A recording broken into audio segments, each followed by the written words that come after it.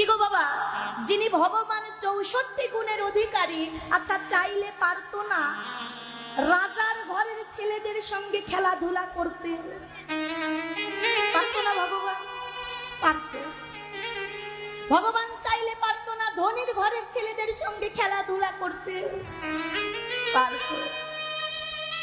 কিন্তু তা না করে ভগবান সামান্য কাঙাল গোয়ালার ঘরের ছেলেদের সঙ্গে খেলাধুলা করছে কেন? বল হরি বল।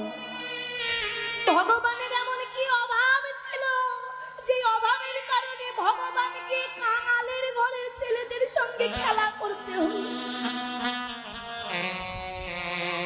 ভগবান বলছে, হ্যাঁ গো,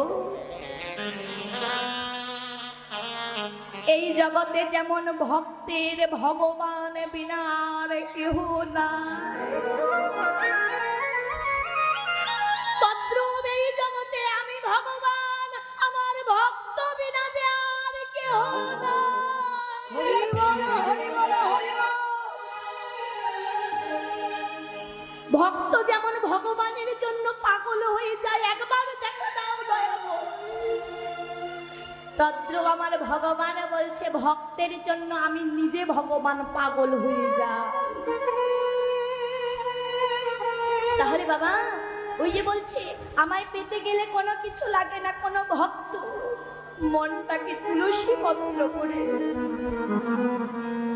তাতে ভক্তি রূপে চন্দন মিশিয়ে দুফোঁটা নয়নের গঙ্গা জলে একবার আমায় ডাকতে পারে, বলছে ওই ভক্তকে আমার চরণের নয়, আমি ভক্ত চরণের দাস হয়ে যাই।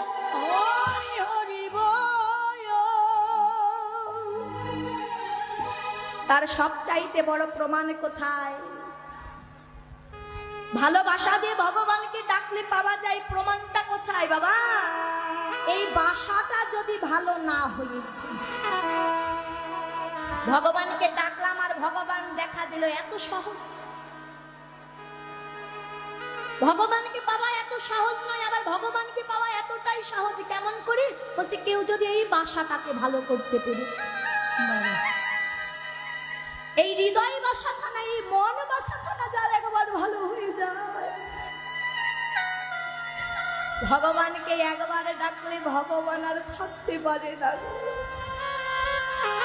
কিন্তু যার বাসাটা ভালো হয় নাই, ভগবানকে নিজ নয়নে দর্শন করলেও, ভগবানের সঙ্গে কথা বললেও, ভগবানকে স্পর্শ করলেও ভগবানের প্রতি ভালোবাসাটা কোনোদিন জন্ম